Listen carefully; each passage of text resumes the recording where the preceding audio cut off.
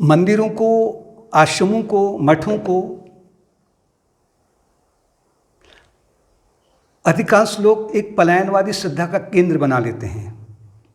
पलायनवादी श्रद्धा उसे कहते हैं कि जहाँ पर उन्हें अपना पुरुषार्थ नहीं करना है, चाहे भौतिक क्षेत्र में हो चाहे वो आध्यात्मिक क्षेत्र में हो,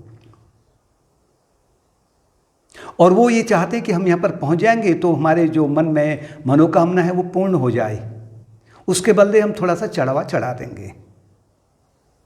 अधिकांशतः यही होता है। और वो जो वहाँ के जो कर्ता धर्ता हैं वो भी ये कभी कभी ये भी कहते हैं कि हाँ ठीक है, थोड़ा चढ़ावा दे दो बच्चा और तुम्हारी जो मनोकामना है वो पूर्ण हो जाएगी, चाहे तुम परिश्रम करो या नहीं करो। इसे कहते हैं पलायनवादी श्रद्धा। और कभी कभी वो इन स्थानों को कुछ जो है विकृत मानसिकता कहेंगे इसे हम, कि इनको नशे का केंद्र भी बनाने लग जाते हैं, क्योंकि यहाँ पर छूट है ना, कोई उनके घर वाला यहाँ पर नहीं पहुँच सकता है। मंदिरों को तो अगर कहें तो ये जो भौतिकता बढ़ रही ना, इसका कारण भी एक यही है कि लोगों में जो एक धर्म की जो अंतर्दृष्टि है धर्म पर, उसको जानने का प्रयत्न ही नहीं करते हैं। विकृत रूप ले लिया है मानसिकता ने। जबकि ये जो मंदिर हैं, जो मठ इत्यादि हैं, आश्रम हैं, ये शिक्षा का केंद्र होने चाहिए। कौन सी शिक्षा? जहाँ से उन्हें नैतिकता की शिक्षा प्राप्त हो, अपने कर्तव्य कर्म में वो धर्म का पालन करें, वो शिक्षा प्राप्त हो, यानी कि आध्यात्मिक शिक्षा का केंद्र ये बने।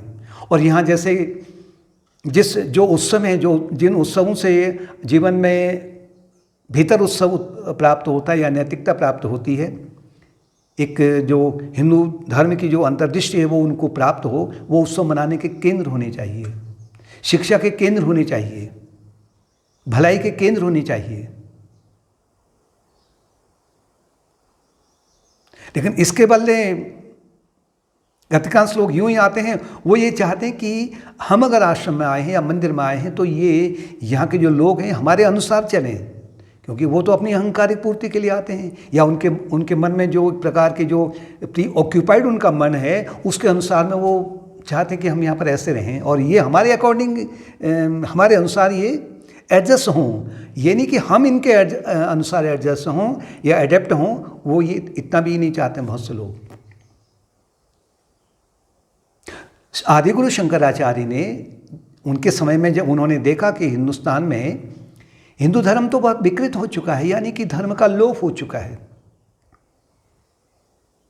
लोगों में अधिकांशतः है उनका जो चरित्र है, व्यवहार है, स्वभाव है, उनका जो खान पान है वो प्रकार का आसुरी हो चुका है। पशुवत भी नहीं कहेंगे इसे हम। पशु में तो एक अलग अलग उनका जो अलग अलग योनि वाले हैं उनमें अलग अलग उनका एक अनुशासन है ना।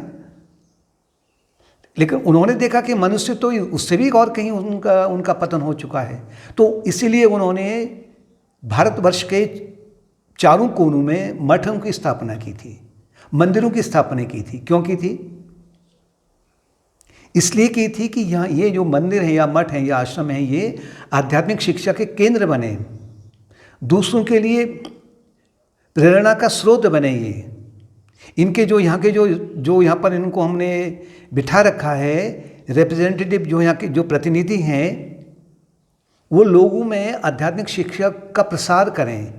अर्थात ये जो स्थान है ये ध्यान योग, ज्ञान योग, भक्ति योग का केंद्र बने और उनको इनके माध्यम से सेवा कार्य भी सिखाएं, जिससे कि मनुष्य योनि अपने जीवन का जो लक्ष्य है उसे पूरा कर पाए।